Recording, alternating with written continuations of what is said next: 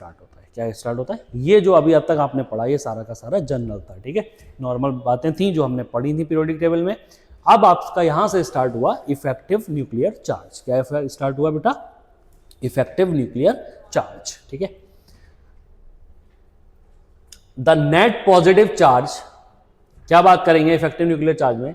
The net positive charge by the nucleus experienced on the valence, ये valence है बेटा, valence shell electron, ठीक है।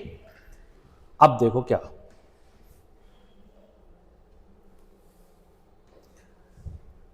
आपके पास यहां पे बेटा पॉजिटिव चार्ज है, मान लो न्यूक्लियस, ठीक है, और ये आपकी मान लो कोई शेल है बेटा, ये आपकी जो लास्ट वाली शेल बनाई है मैंने, ये वैलेंस शेल बनाई है। कौन सी शेल बनाई है बेटा? वैलेंस शेल बनाई है। और इस वैलेंस शेल में बेटा यहां पे क्या है? इलेक्ट्रॉन है। क्या है? इलेक्ट्रॉन, ठीक है। अब इस इलेक्ट्रॉन को आपको देखना है, ये इलेक्ट्रॉन नेगेटिव चार्ज है बेटा, और ये क्या है? पॉजिटिव चार्ज है। ये इसको क्या करेगा? अपनी तरफ अट्रैक्ट करेगा कि नहीं करेगा? हाँ या ना? बिल्कुल करेगा। तो जब ये अपनी तरफ अट्रैक्ट करेगा तो बेटा यहां पे एक इलेक्ट्रोस्टैटिक फोर्स लगता है। कौन सा फोर्स लगता है? इलेक्ट्रोस्टैटिक। आप फिजिक्स में पढ़ोगे, इलेक्ट्रोस्टैटिक फोर्स लगता है, ठीक है। यहां पे उसका बहुत ज्यादा काम नहीं है, हमको बस इतना याद रखना है इन दोनों के बीच में कौन सा फोर्स लगता है बेटा? इलेक्ट्रोस्टैटिक। पॉइंट चार्ज है, एक पॉजिटिव है और एक निगेटिव है, तो उन दोनों के बीच में क्या लग रहा है? इलेक्ट्रोस्टैटिक फोर्स लग रहा है, ठीक है। F equal to Q1 Q2 upon K Q1 Q2 upon R square, इस तरह से पढ़ा होगा आप लोगों ने, तो वही वाला फोर्स यहां पे लगता है। अब आप देख रहे हो कि ये जो पॉजिटिव चार्ज है ये क्या करेगा? इलेक्ट्रॉन को अपनी तरफ खींचेगा बेटा, बिल्कुल खींचेगा। इस पॉजिटिव चार्ज जितनी कैपेसिटी से इलेक्ट्रॉन को अपनी तरफ खींचता है उसी को बेटा बोला जाता है इफेक्टिव न्यूक्लियर चार्ज। क्या बोला जाता है? Effective nuclear charge. मतलब आपका ये जो न्यूक्लियस है ये इलेक्ट्रॉन को अपनी तरफ कितनी पावर से खींच रहा है उसको ही तो देखना है आपको। तो जितनी पावर से बेटा खींच रहा है उसी को हम क्या बोलेंगे? न्यूक्लियर चार्ज बोलेंगे। क्या बोलेंगे बेटा? न्यूक्लियर चार्ज, या फिर हम उसको बोल देंगे इफेक्टिव न्यूक्लियर चार्ज। क्या बोलेंगे?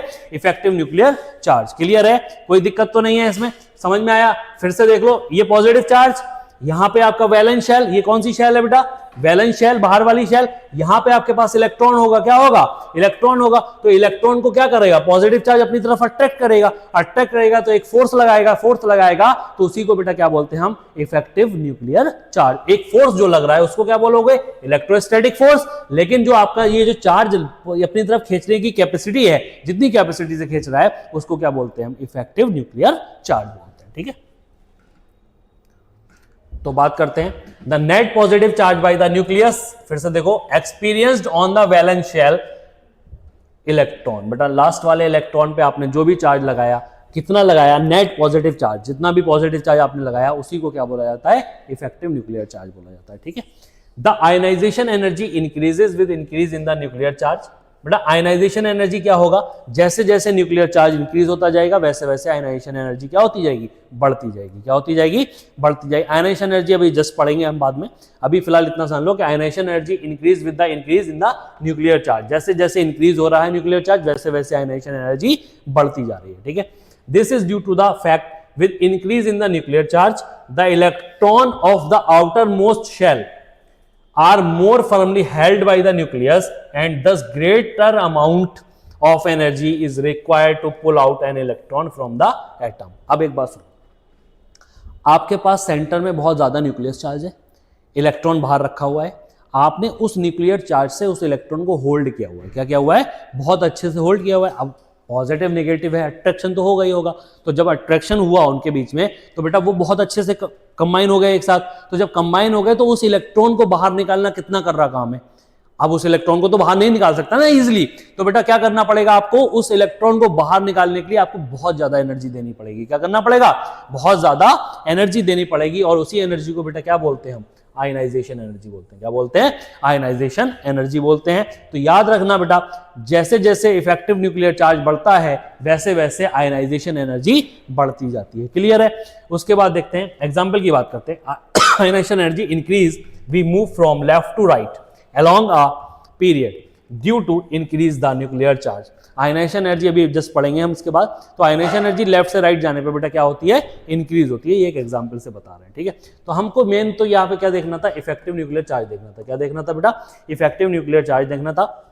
इफेक्टिव न्यूक्लियर चार्ज में क्या हुआ, नेट पॉजिटिव चार्ज, जितना भी चार्ज लग रहा है बाहर वाले इलेक्ट्रॉन पे, उसी को हम क्या बोलते हैं, इफेक्टिव न्यूक्लियर चार्ज।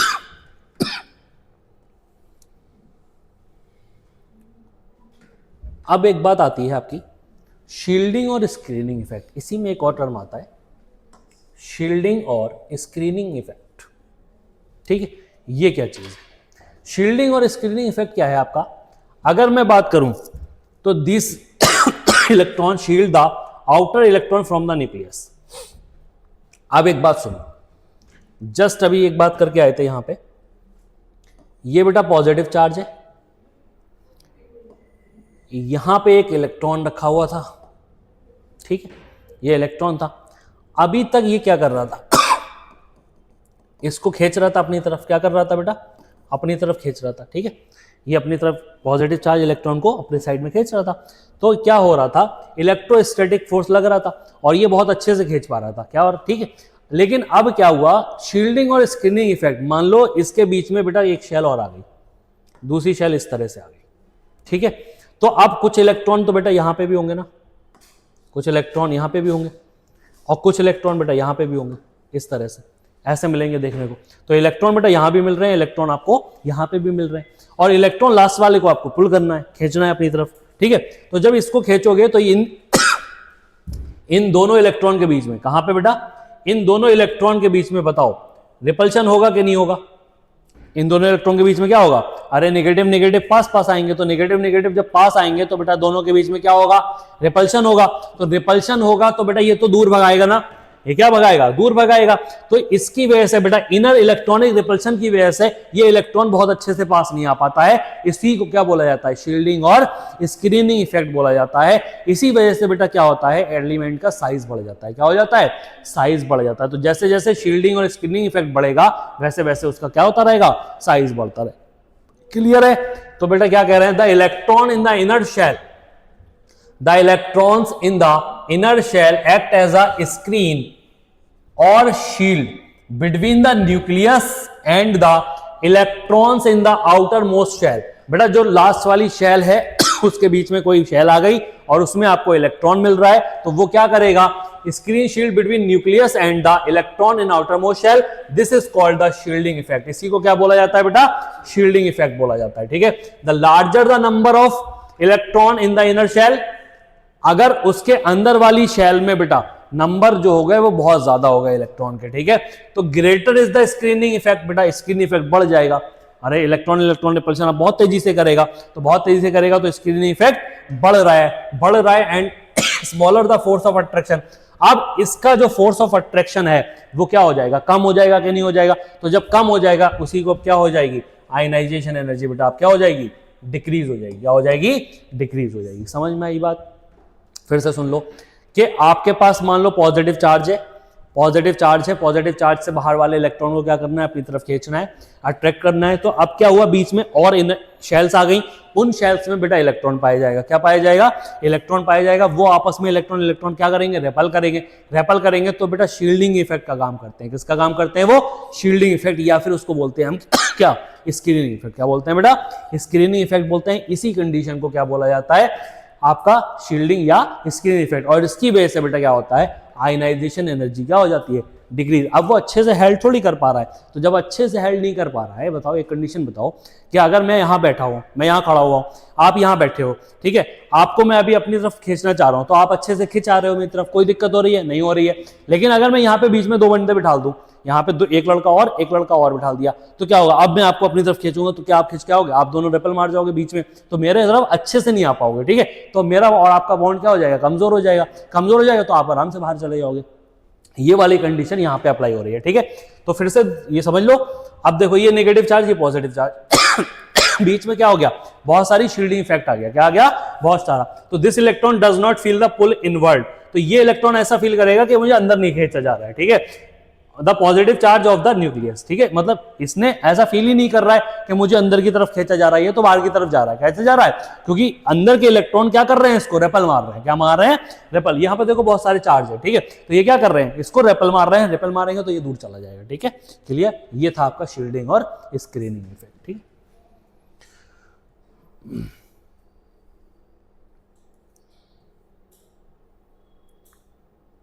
इसके बाद आता है बेटा penetration effect of the electron. क्या आता है बेटा? Penetration effect of the electron. Penetration effect की बात अगर हम करें थोड़ी सी, पेनिट्रेशन पावर भी होता है, इसको पेनिट्रेशन पावर भी बोलते हैं, ठीक है।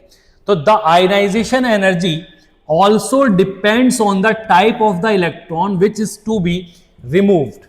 मतलब आयनाइजेशन एनर्जी क्या है? आप इलेक्ट्रॉन को रिमूव करना सॉरी, इलेक्ट्रॉन को रिमूव करना, वही क्या होता है बेटा? आयनाइजेशन एनर्जी होता है, ठीक है। तो s p d and f electron have orbital with different shape. हर किसी के पास बेटा अलग अलग तरह का शेप होता है। एस ऑर्बिटल देखा होगा आपने, एस स्फेरिकल टाइप होता है। पी ऑर्बिटल बेटा देखा होगा इस तरह से होता है, ठीक है। डी ऑर्बिटल देखा होगा आपने इस तरह से बेटा, डबल डंबल करके ऐसे करके होता है, ये इस तरह से बनता है, ठीक है। तो ये कंडीशन है, have orbital with different shape and s electron penetrate closer to the nucleus. बेटा आपने, अगर मैं बात करूं यहां पे देखो, एक बात देख लो, अगर ये आपके पास है इस तरह से न्यूक्लियस, क्या है बेटा?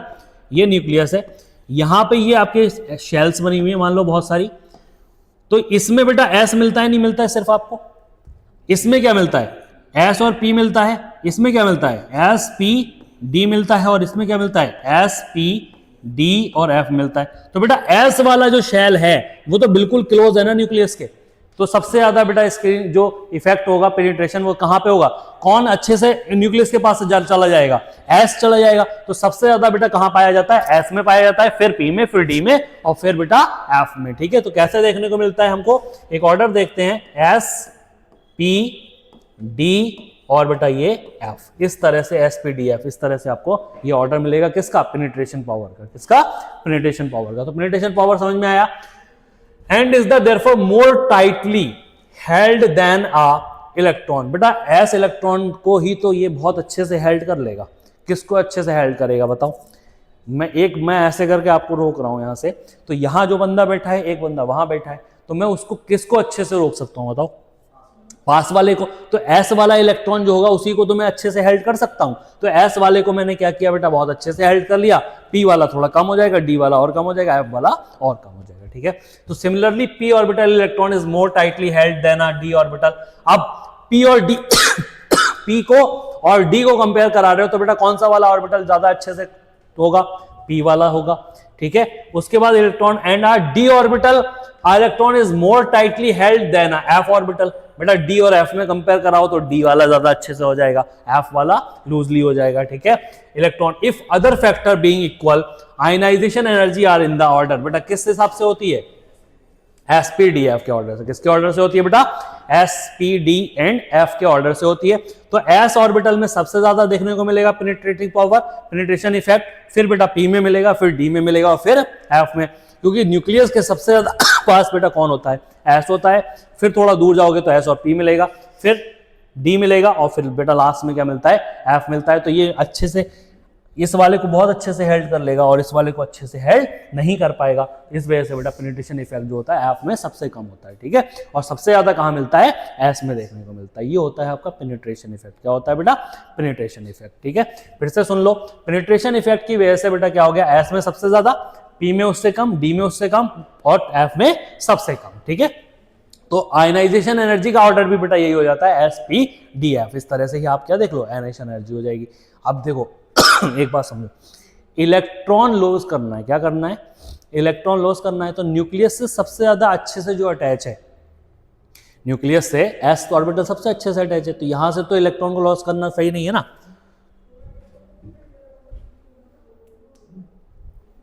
इलेक्ट्रॉन को लॉस करना यहां से क्या होगा? अच्छे से सही नहीं होगा। तो आप क्या देखोगे? आप जनरली बहुत तेजी से इलेक्ट्रॉन यहां पे बहुत अच्छे से बॉन्ड है, तो जब बॉन्ड अच्छे से है तो इसको आप निकाल नहीं सकते। अरे इलेक्ट्रॉन बताओ, जब बहुत टाइटली बॉन्ड कर लिया मैंने पॉजिटिव चार्ज से, अच्छा अट्रैक्शन हो गया, तो इलेक्ट्रॉन लॉस कैसे होगा? नहीं होगा। तो नहीं होगा तो बेटा इसीलिए आयनाइजेशन एनर्जी यहां ज्यादा देनी पड़ेगी कि नहीं देना पड़ेगी? तो आयनाइजेशन एनर्जी सबसे ज्यादा किसमें देना पड़ती है? एस में देना पड़ती है। फिर बेटा अगर मैं P की बात करूं थोड़ा दूर चले गए तो P में और कम हो जाएगी थोड़ी, अगर D की बात करें तो D में कम हो जाएगी, और F की बात करें तो F में कम हो जाएगी, सबसे कम हो जाएगी। क्लियर है? तो ये आपका था पेनिट्रेशन इफेक्ट। क्या था बेटा? Penetration effect. ठीक,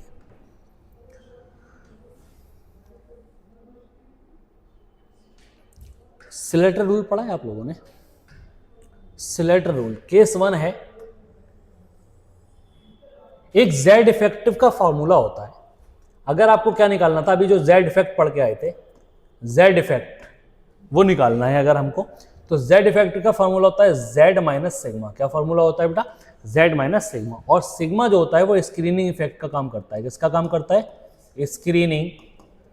स्क्रीनिंग इफेक्ट का काम करता है। ठीक है, और स्क्रीनिंग इफेक्ट जो है आपका, ये सिग्मा बेटा आप किससे निकालोगे? सिलेटर रूल से निकालोगे। किससे निकालोगे? सिलेटर रूल से। ठीक है, तो question resides in S and P.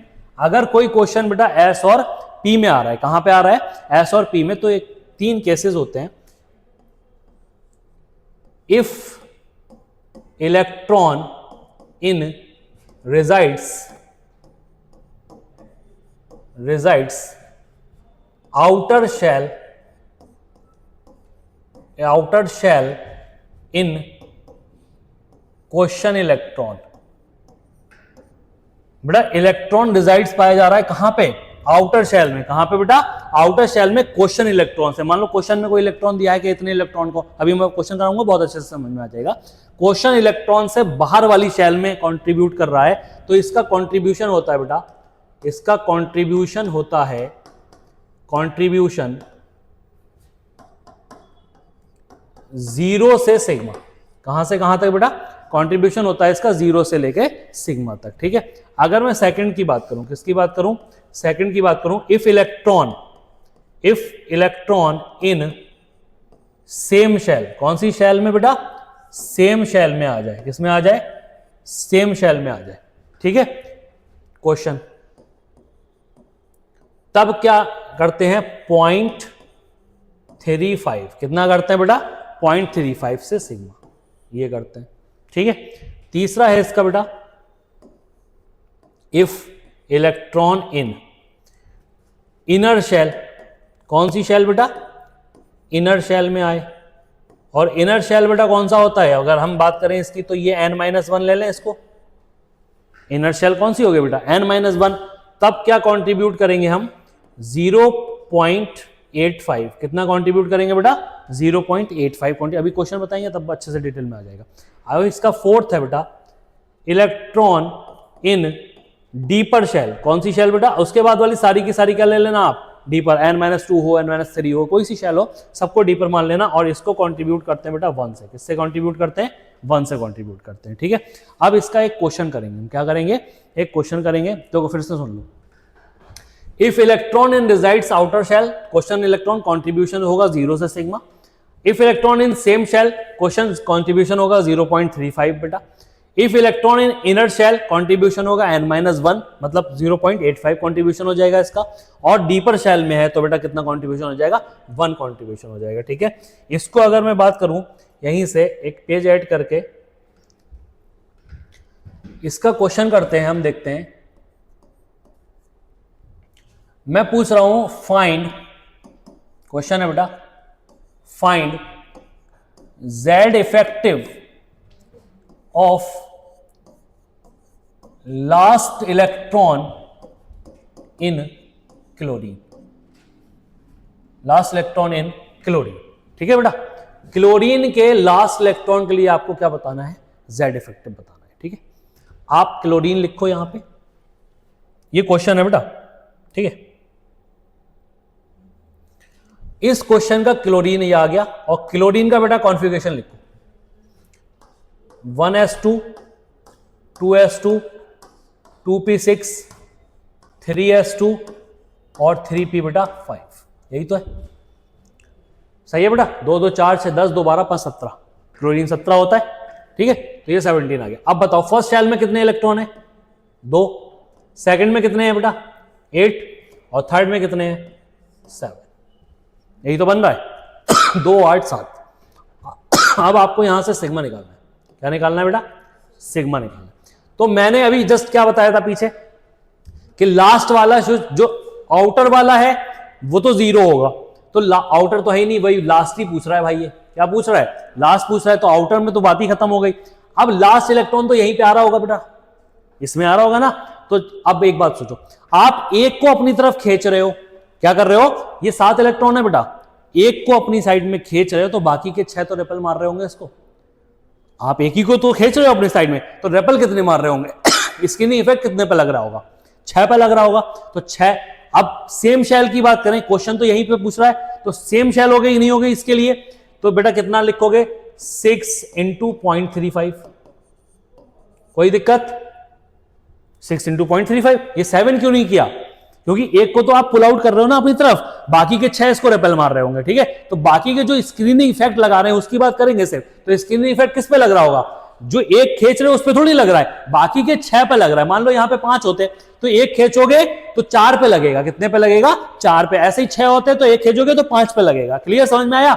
अब देखो आगे बढ़ो। प्लस उसके इनर वाली शेल सारे के सारे रेपेल मार रहे होंगे बेटा, तो ये 8 इंटू क्या हो जाएगा? 0.85 हो जाएगा। क्लियर है? उसके अंदर वाली शेल 0.85 लेते हैं कि नहीं लेते? उसके बाद बेटा यहां पे आ जाओ, ये कितना? ये भी रेपेल मार रहा होगा, तो 2 इंटू क्या कर लो? इसको 1 कर लो। क्लियर, समझ में आया? ये कॉन्सेप्ट पता चला? सिलेटर रूल बेटा बहुत इंपॉर्टेंट है। आप जेड इफेक्टिव अगर समझना चाह रहे हो डिटेल में, ठीक है, तो जेड इफेक्टिव आप देखो इसका कितना, ये 2 हो गया, ये कितना हो गया? 8 5 40, 8 8 6.80 हो गया कि नहीं हो गया बेटा? उसके बाद यहां पे आ जाओ, ये कितना हो गया? 6 5 30, 6 3 2.10 हो गया कि नहीं हो गया बेटा? ये क्लियर? तीनों को ऐड कर लो, कितना हो जाएगा? ये 10.90 हो जाएगा, हाँ या ना? अरे 6 2 8, 8 2 10 और 80 और 10 90, तो 10.90 हो गया। ये आ गया आपका निकल के सिग्मा। क्या आ गया बेटा? सिग्मा निकल आया। अब आपसे पूछ रहा है कि जेड इफेक्टिव बताओ। क्या पूछ रहा है बेटा? Z effective. तो जेड इफेक्टिव का फॉर्मूला क्या होता है? Z minus sigma. तो जेड कितना है इसका बेटा क्लोरीन का? 17। सिग्मा कितना निकाला आपने? 10.90। कितना निकाला बेटा? 10.90। तो टोटल जेड इफेक्टिव अगर देखा जाए तो जेड इफेक्टिव कितना हो जाएगा इसका? 11, 6.10। ये आपका निकल के क्या आया बेटा? जेड इफेक्टिव निकल के आया। समझ में आया? तो जेड इफेक्टिव बेटा लेफ्ट से राइट जाने पे क्या होता है? इंक्रीज होता है। क्या होता है? इंक्रीज होता है। ठीक है, समझ में आई बात ये? तो ऐसे करके किसका निकाला जाता है? पी, एस एंड पी में इलेक्ट्रॉन आ रहा है तो उसका जेड इफेक्टिव बेटा इस तरह से निकालते हैं। क्लियर है? कोई दिक्कत तो नहीं है? ठीक है, आगे बढ़ते हैं।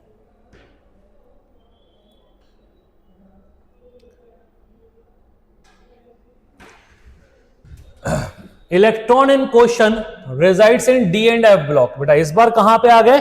डी एंड एफ ब्लॉक में आ रहे हैं। कहां पे? डी एंड एफ ब्लॉक में आ रहे हैं। तो वही सेम कंडीशन है, फिर से क्या है? सेम कंडीशन है। और सेम कंडीशन देखो कैसे आएगी। अगर मैं बात करूं यहां पे फर्स्ट पॉइंट, किसकी बात करूं बेटा? फर्स्ट पॉइंट की। तो अगर मैं आउटर मोस्ट, अब शॉर्ट में लिख दे रहा हूं, ठीक है, मैं आउटर मोस्ट शेल में है इलेक्ट्रॉन। कहां पे है बेटा? आउटर मोस्ट इलेक्ट्रॉन ऐसे करके है क्वेश्चन से, विद क्वेश्चन। किसके साथ में बेटा? क्वेश्चन के साथ में। तब इसको बेटा क्या करोगे? 0 कंट्रीब्यूट करोगे। क्या करोगे? 0 कंट्रीब्यूट करोगे। सेकंड कंडीशन आती है बेटा, अगर सेम शेल में है। कहां पे है? Same shell electron with question. Question के साथ में सेम शेल में है तो बेटा कितना होता है? ये पता ही है आपको, 0.35। कितना होता है? 0.35। थर्ड वाला याद रखना, बस इसमें यही चेंज है कि अगर डीपर, बेटा सारी की सारी शेल इसके बाद क्या मान लो? डीपर मान लो। n-1 n-2 सब डीपर मान लो और इसको contribute, deeper shell electron with question. किसके साथ में बेटा? क्वेश्चन के साथ में। तो इसको बेटा सबको कंट्रीब्यूट कर दो 1। कितना कंट्रीब्यूट कर दो? 1। अब यहां पे 0.85 नहीं रहा। क्या नहीं रहा? 0.85 गायब हो गया। सबको क्या मान लेना है आपको? 1 मान लेना है। कितना मान लेना है? 1 मान लेना। अब इसका एक क्वेश्चन कर लेते हैं। क्या कर लेते हैं? एक क्वेश्चन करते हैं। क्वेश्चन है बेटा, फाइंड जेड इफेक्टिव। मुझे निकाल के बताओ आप लोग। Find Z effective 23rd electron. किसके लिए बेटा? 23rd electron of iron. Find Z effective of 23rd electron of iron. ये क्वेश्चन करो। Find 23rd electron of iron. Z effective count करना है बेटा इसका।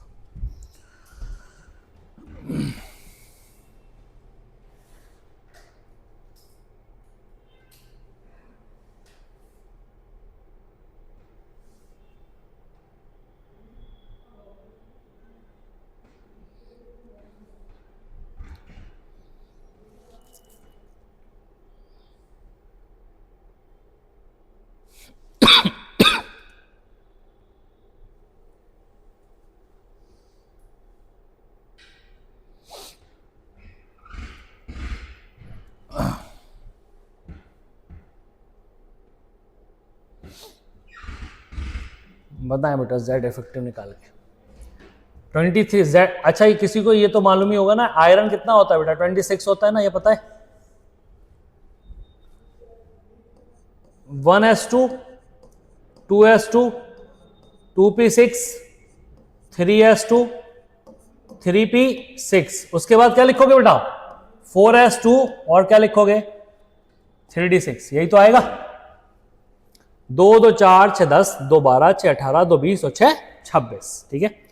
अब इसके बाद क्या करना आप लोग देखो इधर, इसके बाद क्या करना, ये 4 को इधर ले आना, 3 वाले को एक साथ, थर्ड शेल तो शेल ही होगी ना, तो ऐसे कर लो 1s2 2s2 2p6 3s2 3p6, उसके बाद बेटा क्या 3d6 और उसके बाद लास्ट में क्या आ गया 4s2, ऐसे कर लेना, ठीक है। ऐसे करके इसको कर लोगे तो इजीली हो जाएगा। अब फर्स्ट वाली में कितने 2 इलेक्ट्रॉन है, सेकंड वाली में बेटा 8 इलेक्ट्रॉन है, थर्ड वाली में कितने इलेक्ट्रॉन है बताओ 6 2 8 और 6 14 इलेक्ट्रॉन है, और इस वाली में बेटा कितने इलेक्ट्रॉन है 2 इलेक्ट्रॉन।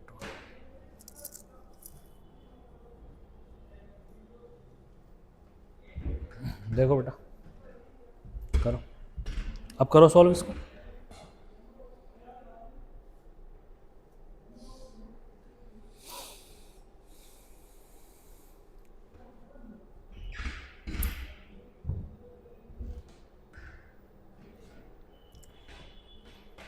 आ रहा है समझ में कुछ?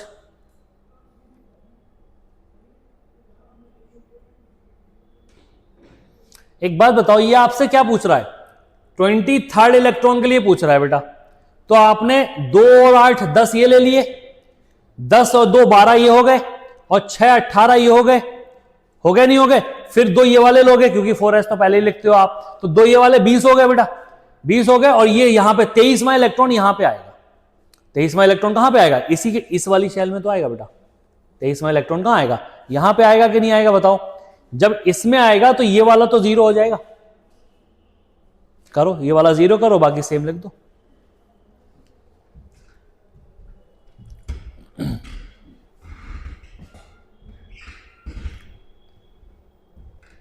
देखो मैं कर रहा हूं इसका, सिग्मा निकालते हैं बेटा, क्या निकालते हैं पहले सिग्मा निकालते हैं, ठीक है। तो सिग्मा निकालने के लिए ये वाला 0 हो गया कि नहीं हो गया, तो 2 इंटू 0 लिख दूं क्योंकि ये तो बेटा आउटसाइड है, बाहर की तरफ है, प्लस सेम शेल की बात करें 14 इलेक्ट्रॉन है बेटा, एक खींच रहे हो 13 रेपल मार रहे हैं, कितने 13, तो 13 इंटू 0.35 कर लो, क्लियर। उसके बाद बेटा ये 10 के 10 है, डी पर हो गया, क्या हो गया डी पर, और डी पर सारे के सारे रेपल मार रहे होंगे, तो 10 इंटू 1 कर ले, यहां पे कितना बेटा 10 इंटू 1, ये आएगा आपका निकल के सिग्मा, ठीक है। अब जो भी निकल के आ जाए उसके बाद इसको जेड इफेक्टिव से रख के और 26 माइनस जो निकल के आया आपका उसको आप काउंट कर लेना, ठीक है। देखो कितना आएगा, ये 10 हो गया, ये 0 हो गया, ये कितना हो जाएगा,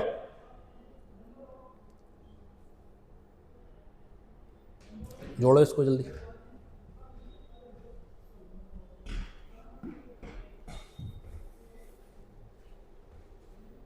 $4.55। तो मैं इसको उठा के इधर ला रहा हूं बेटा, ये सिग्मा यहां रख रहा हूं, सिग्मा इक्वल्स टू 10 प्लस 4.55, ठीक है। ये कितना हो गया 14.55, क्या हो गया बेटा 14.55, ठीक है।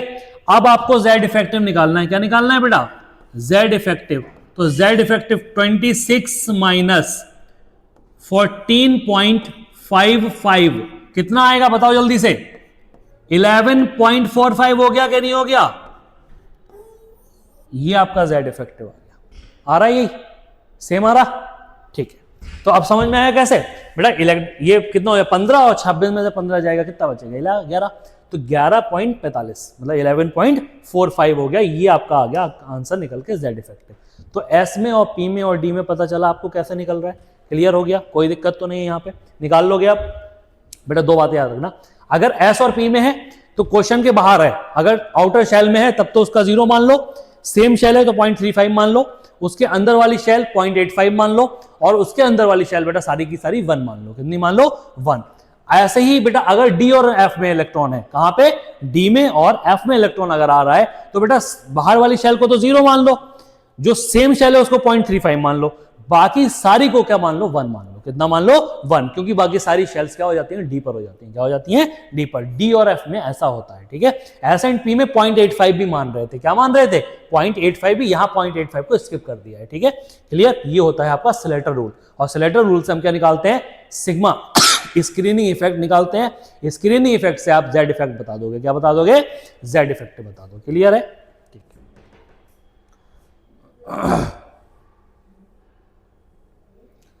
अब बेटा आता है आपका क्या, एटॉमिक रेडियस। क्या आता है, एटॉमिक रेडियस आता है, ठीक है। Any distance of the valence shell from the centre of nucleus. आपके बहुत आसान बात है ये, देखो ये क्या है बेटा आपका, ये मान लो सेंटर ऑफ न्यूक्लियस है, क्या है बेटा, सेंटर ऑफ न्यूक्लियस है। और इस सेंटर ऑफ न्यूक्लियस से मैंने क्या किया, यहां पे एक शेल बना रहा हूं, ठीक, ये लास्ट शेल है, और इसको फिर से मैं क्या लिखता हूं बेटा, ये है आपका वैलेंस शेल। क्या है बेटा, वैलेंस शेल, ठीक, ये वैलेंस शेल है। अब इस वैलेंस शेल की बात अगर की जाए तो यहां से लेके बेटा यहां तक की डिस्टेंस ले लो, या यहां से लेके यहां तक की डिस्टेंस ले लो, या यहां से लेके यहां तक की डिस्टेंस ले लो, या फिर यहां से लेके यहां तक की डिस्टेंस ले लो, ठीक है।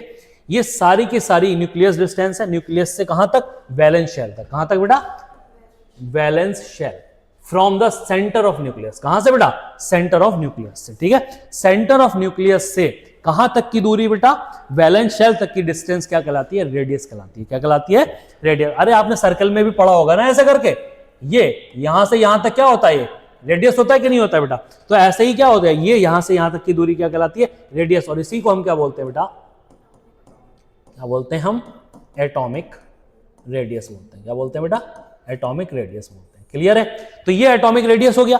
अब बात सुन लो, at any distance of the valence shell from the centre of nucleus. कोई भी डिस्टेंस ले सकते हो आप, ये भी कोई सी भी डिस्टेंस ले लो।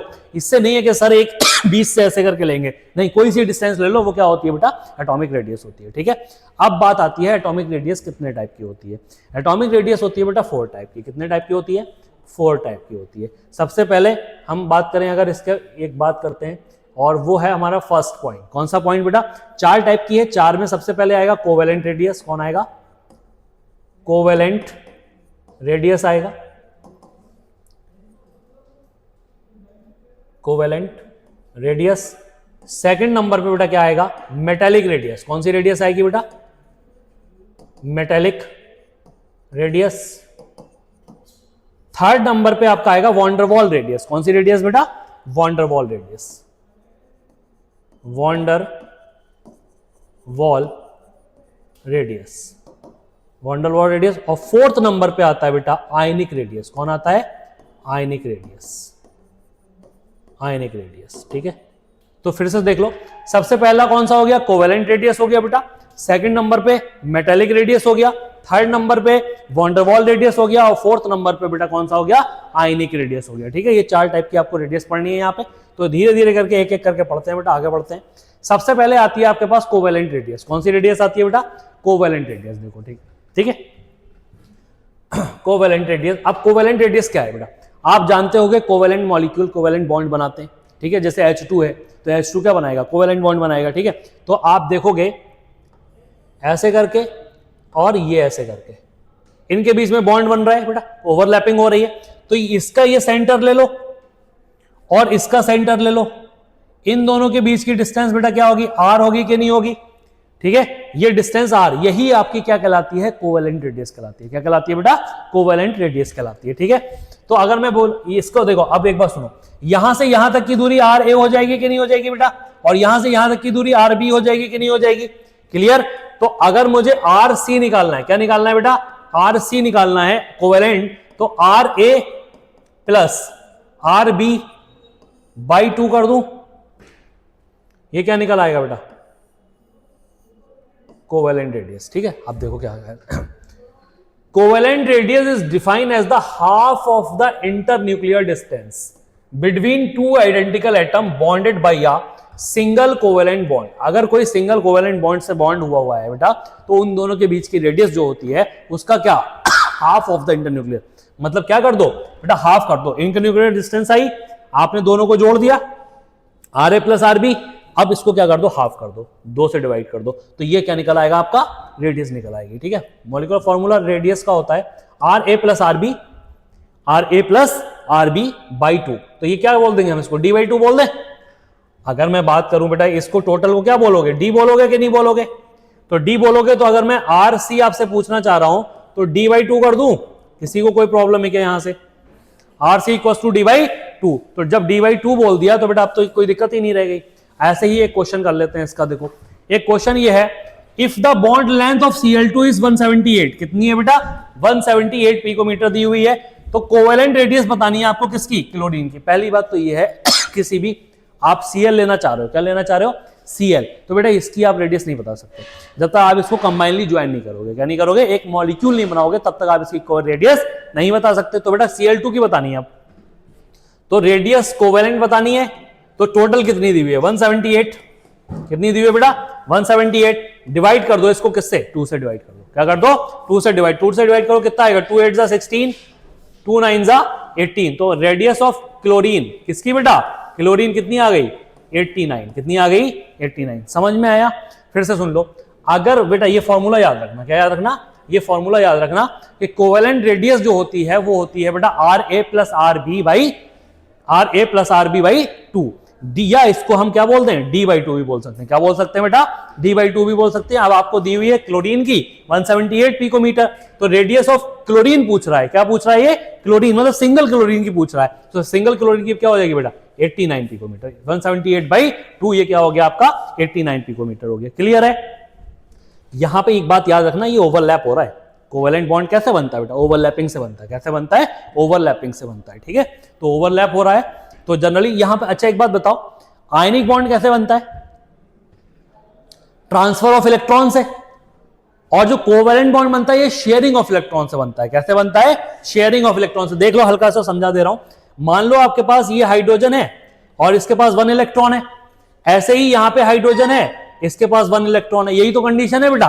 तो जब ये कंडीशन है तो ये तो एक बार शेयर इससे करेगा इस तरह से, और एक बार शेयर इस तरह से करेगा, और ये बीच में क्या बना लेगा, बॉन्ड बना लेगा। इसको क्या बोलते हो आप, कोवेलेंट बॉन्ड। क्या बोलते हो बेटा, कोवेलेंट बॉन्ड बोलते हो। ये केमिकल बॉन्डिंग में पढ़ेंगे बहुत डिटेल में। ठीक है, इसको क्या बोलते हैं, कोवेलेंट बॉन्ड। तो यही बेटा, यही तो कर रहा हूं, देखो ओवरलैप करा रहा हूं। तो ओवरलैप मतलब कोवेलेंट रेडियस है। ये कौन सी रेडियस है, कोवेलेंट रेडियस। नेक्स्ट चलते हैं आगे, मेटेलिक रेडियस। किसकी बात करते हैं बेटा, मेटेलिक रेडियस की बात करते हैं। अब आपके पास मेटल होंगे, क्या 2 मेटल होंगे, उन दोनों मेटल को बेटा एडजेसेंट पोजीशन पे रखोगे। कैसे रखोगे, एडजेसेंट पोजीशन पे। आप एडजेसेंट पोजीशन पे रख लो। देखो ये मेटल एक हो गया 1, और ये बेटा दूसरा वाला मेटल हो गया, ऐसे करके। ठीक है, अब आप देखो यहां पे ये इस तरह से, इसका डिस्टेंस, ये इसका सेंटर हो गया। इन दोनों का दूरी देख लो, ये बेटा आर ए होगा और ये क्या होगा, आर बी होगा। यही तो सेम होगा। टोटल को बेटा मैंने क्या मान लिया, टोटल को डी मान लिया। तो बेटा अगर मैं बात करूं आर मेटेलिक, किसकी बात करूं, आर मेटेलिक की बात अगर करने जाऊं तो क्या होगा, R A plus R B by क्या हो जाएगा, 2 हो जाएगा। समझ में आया कि नहीं आया बताओ। या इसको मैं ऐसे भी बोल सकता हूं, R metallic equals to D by 2। क्या बोल लूं, डी बाई 2। अब आपके माइंड में एक बात आ रही है, सर अभी भी डी बाई 2 था और यहां पे भी डी बाई 2 है, दोनों ही सेम है। हाँ बेटा दोनों ही सेम है, लेकिन बस क्या हुआ, वहां पे ओवरलैप करा रहे थे। क्या करा रहे थे आप, ओवरलैप। यहां पे जस्ट एडजेसेंट पोजीशन पे रखा हुआ है। कैसे रखा हुआ है, एडजेसेंट पोजीशन पे। तो क्वेश्चन एक अराइज होता है ये कि आपने देखा कि जैसे मैं बात पूछ रहा हूं आपसे, मेटेलिक रेडियस और कोवेलेंट रेडियस, दोनों में से बड़ी कौन सी है, मेटेलिक। सिंपल सा आंसर है, कौन सी वाली बड़ी है, मेटेलिक बड़ी है। क्यों, देखो ये 2 डिस्टेंस है, एक बार ये मेटेलिक है बेटा, एक बार मैंने क्लोज कर दिया, ये हो गया कोवेलेंट। क्या हो गया, कोवेलेंट। तो यहां तो डिस्टेंस कम हो गई ना, और यहां पे डिस्टेंस ज्यादा हो गई। तो जब ये वाली कम हो गई और ये वाली ज्यादा हो गई, तो बेटा कौन सी वाली बड़ी होगी, मेटेलिक बड़ी होगी, कोवेलेंट छोटी होगी। तो वही कह रहे हैं, देखो इसकी डेफिनेशन देख लेते हैं हल्की सी। क्या बता रहा है ये कह रहा है कि metallic radius is 1/2 of the internuclear distance between 2 adjacent. को याद रखना बेटा, किसको याद रखना, 2 एडजेसेंट। वहां पे कोवेलेंटली बॉन्डेड हो रहा था, यहां पे बेटा एडजेसेंट मेटल है। क्या है, adjacent metal in a metallic lattice. Metallic lattice में, अब आपने मेटेलिक लैटिस जानते होगे। मेटेलिक लैटिस क्या होता है, मान लो इस तरह से ये एक डब्बा बना हुआ है, क्या है, डब्बा है। डब्बे के अंदर ये बहुत सारे ऐसे करके मेटल एडजेसेंट पोजीशन पे रखे हुए हैं। ये इसको बोलते हैं बेटा क्या, ये कंडीशन इस तरह से, ये क्या सब मेटल रखे हुए हैं मान लो, तो ये कंडीशन बेटा मेटेलिक लैटिस कहलाती है। क्या कहलाती है, मेटेलिक। यहां पे आपने ओवरलैप थोड़ी किया है, यहां तो जस्ट एडजेसेंट पोजीशन पे रखा हुआ है। कैसे रखा हुआ है, एडजेसेंट पोजीशन पे रखा हुआ है। तो फॉर्मूला बेटा देख लो मेटेलिक का क्या होता है, R A plus R B, R A plus R B by two. तो वही मान लो हमने फिर से क्या लिख दिया, डी बाई टू। क्या लिख दिया बेटा यहां पे, डी बाई टू। क्लियर है। आप जनरली देख लो, एक बात देखो, क्या वही कोवेलेंट रेडियस जो होती है वो छोटी होती है किससे बेटा, मेटेलिक से। और इसका रेडियस हमने तुम्हें तरीका भी बता दिया कि मेटेलिक रेडियस बेटा एडजेसेंट कंडीशन पे रखी हुई है और कोवेलेंट रेडियस बेटा ओवरलैप कर रही है। ओवरलैप से इस वजह से ये छोटी हो गई और मेटेलिक रेडियस बड़ी हो गई। क्लियर हो गया, समझ में आया मेटेलिक रेडियस। आगे बढ़ते हैं।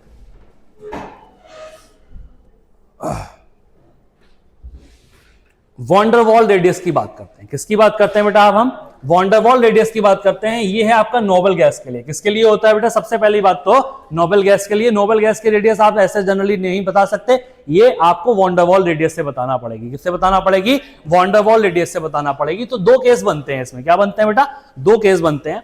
It is defined as half of the distance between the nuclei of two identical non bonded isolated atom. दो नॉन बॉन्डेड एटम है बेटा, आप इस बार बॉन्ड भी नहीं बन रहा है। क्या नहीं बन रहा है, बॉन्ड भी नहीं बन रहा है। मैं इसको हल्का सा यहीं पे दिखाता हूं आपको। मान लो ये एक एटम है और एक एटम ये है, दूर दूर रखा हुआ है इस तरह से। ये इसका सेंटर हो गया बेटा और ये इसका सेंटर हो गया। ये इन दोनों के बीच की क्या हो गई बेटा, डिस्टेंस हो गई। क्या हो गई, डिस्टेंस। इसको अगर आप डिवाइड करके डी बाई टू करते हो, क्या करते हो बेटा, इसको डिवाइड, जैसे मान लो आप आर वॉन डर वॉल निकालना चाह रहे हो तो ये डी बाई टू कर दो। क्या कर दो बेटा, डी बाई टू। इसी को क्या बोला जाता है, वॉन डर वॉल रेडियस बोला जाता है। क्या बोला जाता है, वॉन डर वॉल। तो आपके माइंड में एक बात आया होगा, ये तो नॉन बॉन्डेड एटम है। कैसे एटम है बेटा, नॉन बॉन्डेड। इनके बीच में तो कोई भी वो नहीं हो रहा है, ना तो ये ओवरलैप कर रहे हैं ना ये एडजेसेंट पोजीशन पे रखे हुए हैं। ये दूर दूर है। कैसे है बेटा, दूर दूर है। तो यहां पे बताओ, अब एक बात पूछता हूं मैं आपसे कि अगर मैं आपसे पूछूं metallic, covalent and Van der Waal, तो सबसे ज्यादा कौन सी होगी बेटा, सबसे ज्यादा सिंपल बेटा, ये बहुत दूर दूर रखे हुए हैं ना। ये कैसे रखे हुए हैं, बहुत दूर दूर है। तो जब ज्यादा दूर दूर है तो बेटा सबसे ज्यादा तो यही वाली होगी। तो यही कह रहे हैं कि ऑर्डर ऑफ रेडिया की अगर बात की जाए तो क्या है, वॉन डर वॉल रेडियस सबसे ज्यादा, फिर बेटा कौन आ गया, मेटेलिक रेडियस, और फिर कौन आ गया, कोवेलेंट रेडियस। समझ में आया बेटा। तो ये कि देखो, अब दूसरा केस देख लो। ये तो फर्स्ट केस की बात हो गई। सेकंड केस क्या कह रहा है, when two adjacent identical atoms occupy a distance belonging to neighbouring atom, that distance is known as Van der Waal radius. उन दोनों के बीच की जो रेडियस होती है उसको, अब ये देखो कौन सी बात कह रहा है। मान लो आपने ये एडजेसेंट मॉलिक्यूल ऐसे रखे हुए हैं बेटा, यहां पे ऐसे ही दो एडजेसेंट मॉलिक्यूल यहां पे रख लिए, ये इस तरह से, ठीक है। इसका सेंटर देखोगे तो ये होगा बेटा, और इसका सेंटर देखोगे तो ये होगा। इन दोनों के बीच की डिस्टेंस ले लो ऐसे करके यहां से, ठीक है। तो ये डिस्टेंस बेटा, ये पूरी डिस्टेंस क्या होगी, डी होगी। पूरी डिस्टेंस क्या होगी, डी होगी। और डी को बेटा 2 से डिवाइड कर दो तो डी बाई 2 आ जाएगा। क्या आ जाएगा, डी बाई 2 आ जाएगा। तो ये भी क्या हो जाएगी, वॉन डर वॉल रेडियस हो जाएगी। तो एक बात सुन लो, van der Waal radius single single atom को दूर दूर रख के भी कर सकते हैं, और दो एटम को मान लो हमने क्या किया, एडजेसेंट कंडीशन पे, फिर दूसरे वाले को भी एडजेसेंट कंडीशन पे, उन दोनों के बीच का भी निकाल सकते हैं, ठीक है। तो ये होती है आपकी वॉन डर वॉल रेडियस। और फॉर्मूला तो याद ही रखना। और वॉन डर वॉल क्या होता है बेटा, डी बाई टू। क्या होता है, डी बाई टू होता है, ठीक है। तो ये आपका वॉन डर वॉल सबसे ज्यादा हो गई, उसके बाद मेटेलिक हो गई, उसके बाद आपका कोवेलेंट हो गया, ठीक है। तो ये था आपका रेडियस के बारे में बात। अब इंपॉर्टेंट पॉइंट है आयनिक रेडियस। आयनिक रेडियस की बात अगर की जाए तो आप कोई मान लो सोडियम क्लोराइड है आपके पास, क्या है, सोडियम क्लोराइड है। और सोडियम क्लोराइड को देखो मैं क्या कर रहा हूं, ये NaCl है। NaCl आप जानते हो Na का कॉन्फ़िगरेशन क्या होता है, 2,8। Na का कॉन्फ़िगरेशन अगर लिखना चाहें हम यहां पे तो 2,8,1, ये Na का कॉन्फ़िगरेशन होता है। और अगर मैं Cl का कॉन्फ़िगरेशन लिखना चाहूं तो 2,8,7, ये बेटा Cl का कॉन्फ़िगरेशन होता है, ठीक है। तो अब एक इसके पास एक ज्यादा है और इसके पास बेटा एक कम है, ठीक है। दो दोस्त है, एक के पास 1 रुपया ज्यादा है, एक के पास 1 रुपया कम है। तो क्या होगा, वो कहेगा हमें तो आप जो है एक एक्स्ट्रा है आपके पास, आप हमें 1 रुपया दे तो हमारा भी काम हो जाएगा, आपका भी काम चल ही रहा है, ठीक है। तो इसने क्या किया, अपना एक इलेक्ट्रॉन बेटा इसको ट्रांसफर कर दिया। क्या कर दिया, इसको एक ट्रांसफर कर दिया। तो जब इसको ट्रांसफर किया तो ये तो बन गया बेटा Na प्लस, ये पॉजिटिव में चला गया। इसमें चला गया पॉजिटिव, और ये जो Cl है ये माइनस, ये उधारी में चला गया बेटा, कहां चला गया, उधारी में, इसके ऊपर माइनस चार्ज आ गया, नेगेटिव हो गया, क्या हो गया, नेगेटिव। तो बेटा NaCl से आपने देखा ये Na प्लस बनाया, और इधर साइड में बेटा आपने क्या बनाया, Cl माइनस बनाया, क्या बनाया, Cl माइनस। तो ये तो आपने क्या बनाया, जल्दी से बोलो, कैटाइन बनाया कि नहीं बनाया, और ये वाला क्या बनाया बेटा, एनाइन बनाया। तो कैटाइन और एनाइन की बात करते हैं। देखो आयनिक रेडियस होती क्या है, when an atom loss electron, कोई एक एटम है वो अपना इलेक्ट्रॉन लॉस कर रहा है टू फॉर्म अ कैटाइन, और क्या बना रहा है बेटा, कैटाइन बना रहा है। और दूसरी बात, गेन ऑफ इलेक्ट्रॉन करके क्या बना रहा है, एनाइन बना रहा है। मतलब अगर कोई इलेक्ट्रॉन लॉस करता है तो कैटाइन बनाता है, और अगर गेन करता है तो एनाइन बनाता है। तो ऑफ द, अब इनकी बेटा half of the internuclear distance देख लो, कैटाइन और एनाइन, इसी को क्या बोलते हैं हम बेटा, एनायनिक रेडियस बोलते हैं। क्या बोलते हैं, एनायनिक रेडियस। मतलब आपने एक कैटाइन बना लिया और एक एनाइन बना लिया, उन दोनों के बीच की हाफ ऑफ न्यूक्लियर डिस्टेंस देख लो, उसी को बेटा क्या बोला जाता है, आयनिक रेडियस बोला जाता है। क्या बोला जाता है, आयनिक रेडियस बोला जाता है। अब आयनिक रेडियस में दो केसेस होते हैं, कितने केस होते हैं, दो। एक होती है हमारे पास पहली कैटाइनिक रेडियस, कौन सी रेडियस बेटा, कैटाइनिक रेडियस। कैटाइनिक रेडियस की बात की जाए अगर, तो व्हेन अ न्यूट्रल एटम, आपके पास न्यूट्रल एटम था, सबसे पहले सोडियम था, सोडियम ने क्या किया बेटा, इलेक्ट्रॉन को लॉस कर दिया, क्या कर दिया, इलेक्ट्रॉन को लॉस कर दिया, और एक कैटाइन बना दिया। क्या बना दिया, यहां पे एक कैटाइन बना दिया। द कैटाइन, अब देखो किसी भी एटम है, कोई एलिमेंट है, उसने अपना एक इलेक्ट्रॉन लॉस किया, लॉस करने के बाद पॉजिटिव चार्ज आ गया, पॉजिटिव चार्ज आ गया तो बेटा कैटाइन बन गया। क्या बन गया, कैटाइन। अब एक बात सुनो, cationic radius is always smaller than the radius of the neutral atom. जो रेडियस कैटाइनिक की होती है वो न्यूट्रल एटम से हमेशा हमेशा क्या होगी, स्मॉलर होगी बेटा। कैसी होगी, स्मॉलर होगी, ठीक है। न्यूट्रल एटम हमेशा क्या होता है, ज्यादा होता है। कैसे ज्यादा होता है, अब मान लो आपके पास एक क्लोरीन एटम है, क्लोरीन है, या सोडियम मान लो, क्या है, सोडियम। आपके पास सोडियम एटम है, आपके पास मान लो वहां पे 11 इलेक्ट्रॉन है। कितने इलेक्ट्रॉन है बेटा, 11 इलेक्ट्रॉन है, 11 का ही चार्ज है, पॉजिटिव चार्ज जो है वो 11 का है, ठीक है। इतनी बात समझना डिटेल में, 11 का पॉजिटिव चार्ज है और 11 ही आपके पास इलेक्ट्रॉन है, ठीक है।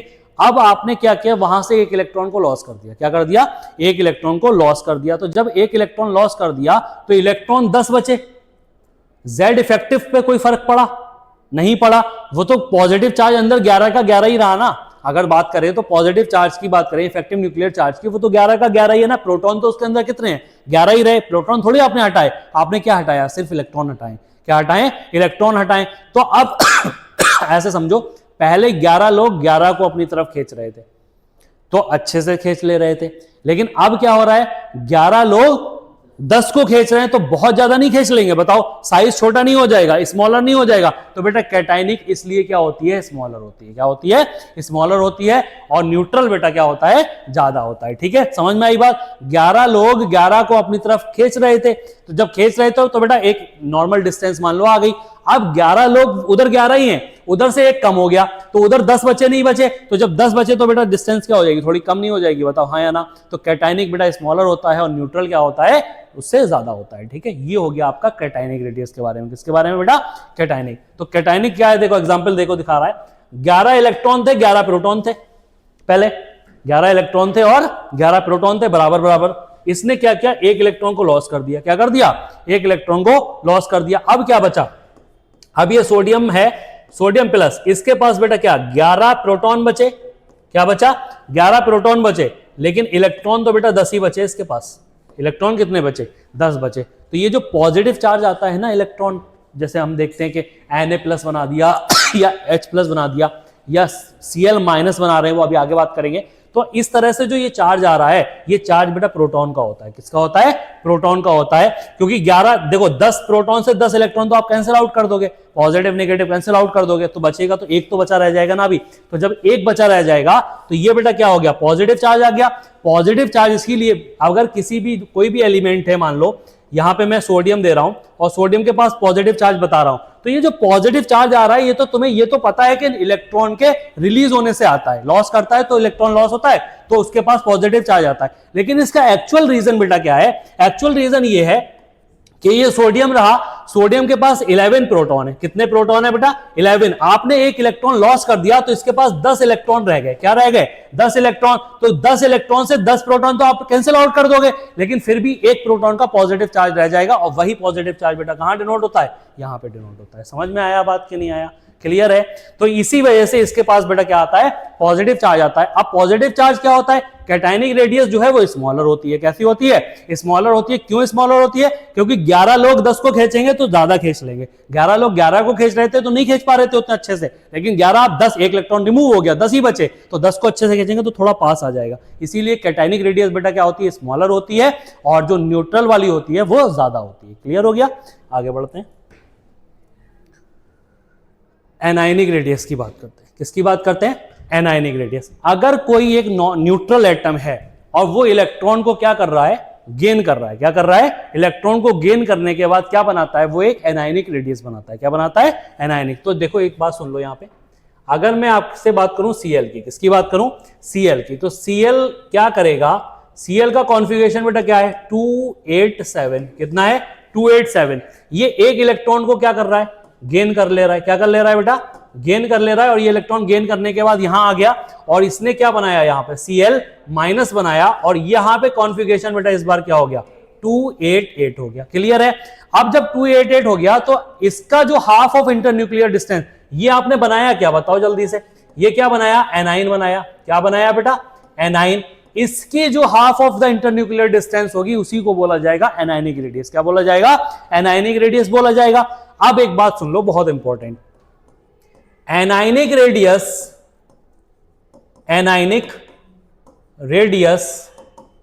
Is always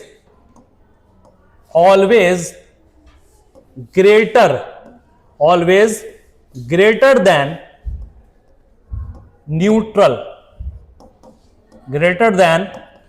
radius. बात समझ में आई? तो एनायनिक रेडियस क्या होती है बेटा? हमेशा हमेशा बड़ी होती है। किससे? न्यूट्रल एटम रेडियस से। अब ये बड़ी होती कैसे है ये समझ लो। मान लो अभी जस्ट इसी की बात कर लेते हैं। क्लोरीन आपके पास सामने रखा हुआ एग्जांपल।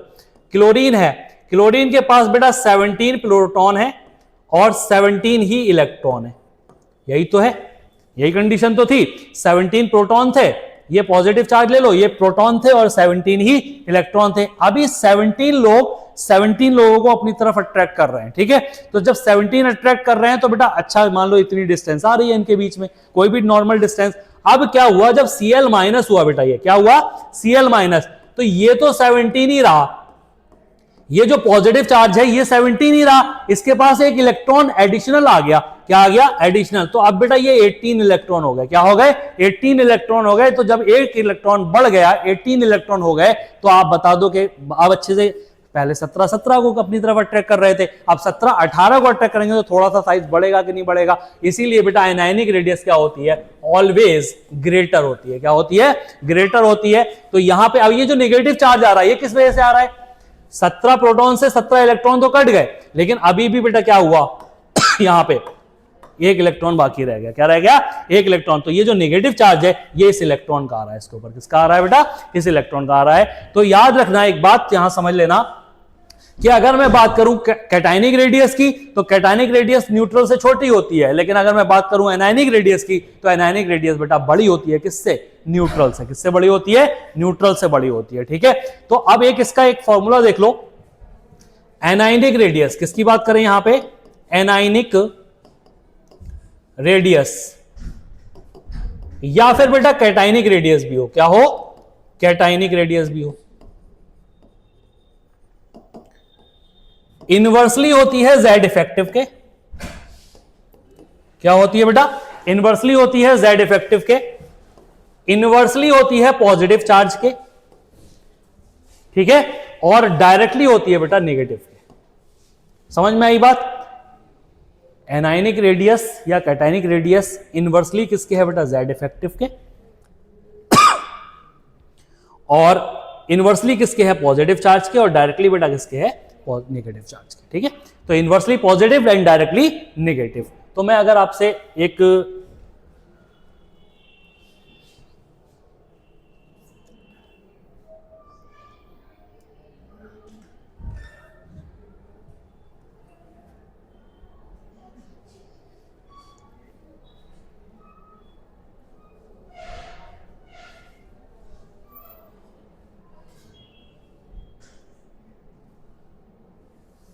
यहां पे एक पेज ऐड करके मैं एक क्वेश्चन करना चाह रहा हूं, आपसे पूछ रहा हूं मैं, आप मुझे बताओ एग्जाम्पल के हिसाब से।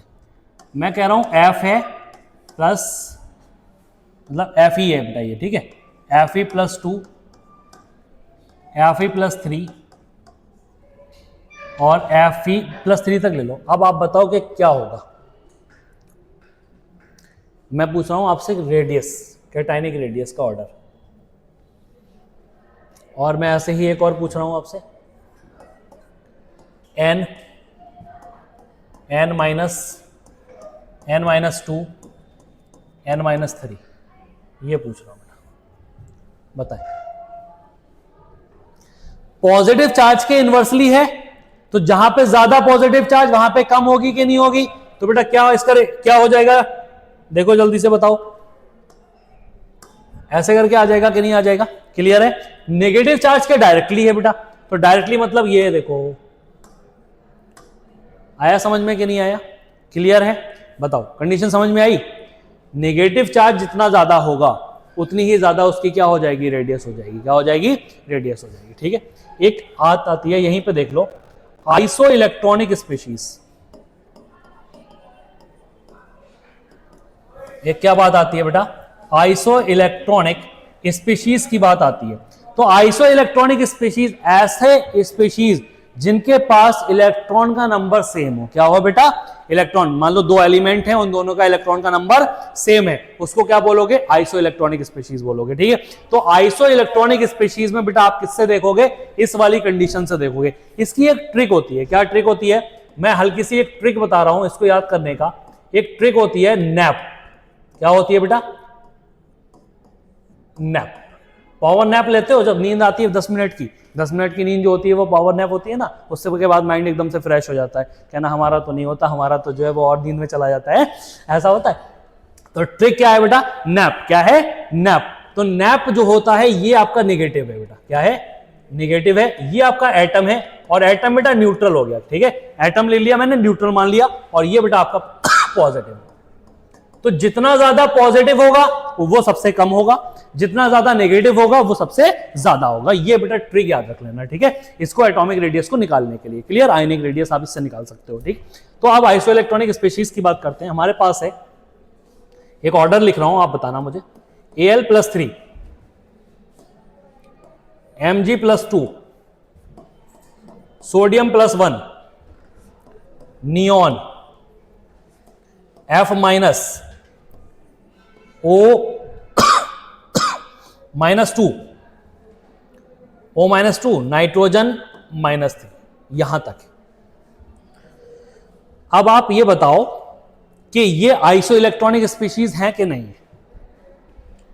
देखो यहां पे मैं अगर इलेक्ट्रॉन की बात करूं इनके पास पहले, तो एल्युमिनियम के पास बेटा 13 होते हैं, इसके पास 12 होते हैं, इसके पास 11 होते हैं, इसके पास 10 होते हैं, इसके पास 9 होते हैं, और इसके पास बेटा 8 होते हैं, और इसके पास बेटा 7 होते हैं, ठीक है।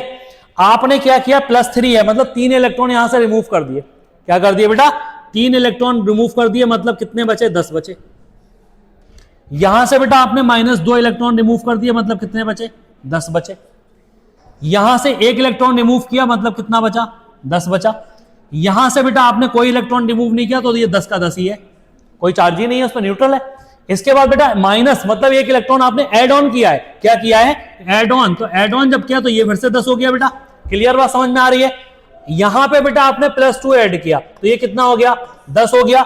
ऐसे ही यहां पे आपने प्लस 3 ऐड कर दिया, तो ये फिर से क्या हो गया बेटा, 10 हो गया कि नहीं हो गया, बताओ। सारे के सारे इलेक्ट्रॉन का नंबर सेम है कि नहीं है, तो बेटा ये इलेक्ट्रॉनिक आइसो इलेक्ट्रॉनिक बोलते हैं, क्या बोलते हैं इसको, आइसो इलेक्ट्रॉनिक। अब आप एक बात बता दो, अब क्या रह गया बेटा, नेगेटिव चार्ज देखो नैप से कर लो, नेगेटिव चार्ज जहां सबसे ज्यादा वहां पे बेटा सबसे ज्यादा हो जाएगी, ऐसे करके चलते चले आओ। अब आपके समझ में आ गया होगा डिटेल में कि ये नेगेटिव, ये न्यूट्रल है, और न्यूट्रल बेटा कैटाइन से बड़ा होता है, और न्यूट्रल एनाइन से छोटा होता है। समझ में आ गया, क्लियर, डिटेल में पता चल गया क्या होता है आइसो इलेक्ट्रॉनिक। इसको याद कर लो, देख लो एक बार, ठीक है इसको। चलो आगे बढ़ते हैं। तो ये आइसो इलेक्ट्रॉनिक किसकी कंडीशन हो गई बेटा, आइसो इलेक्ट्रॉनिक की कंडीशन हो गई, ठीक है।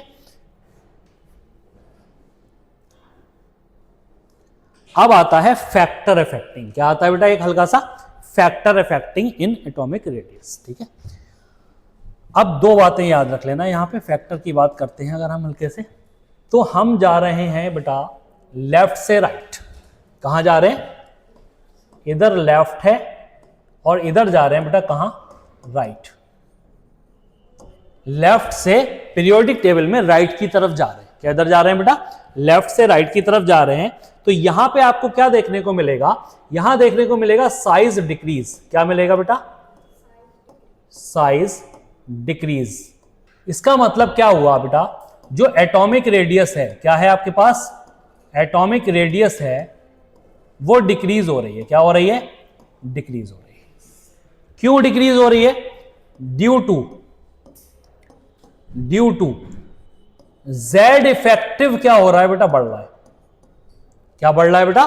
Z effective. अरे भाई जब लेफ्ट से राइट जा रहे हैं तो जेड इफेक्टिव बढ़ रहा है, तो जेड इफेक्टिव बढ़ रहा है, इसका मतलब बेटा क्या हो रहा है? साइज उसका कम हो रहा है। क्या अच्छे से कैच कर ले रहा है उसको? अब देखो शेल का नंबर क्या है बेटा? शेल थोड़ी बदल रही है। मान लो सेकंड पीरियड में जा रहे हो तो 2 ही शेलें तो होंगी, थर्ड पीरियड में जा रहे हो तो 3 शेल होंगी। शेल का नंबर थोड़ी चेंज हो रहा है, तो शेल का नंबर बेटा यहां पे क्या रहता है? सेम रहता है। अब एक बात सुन लो,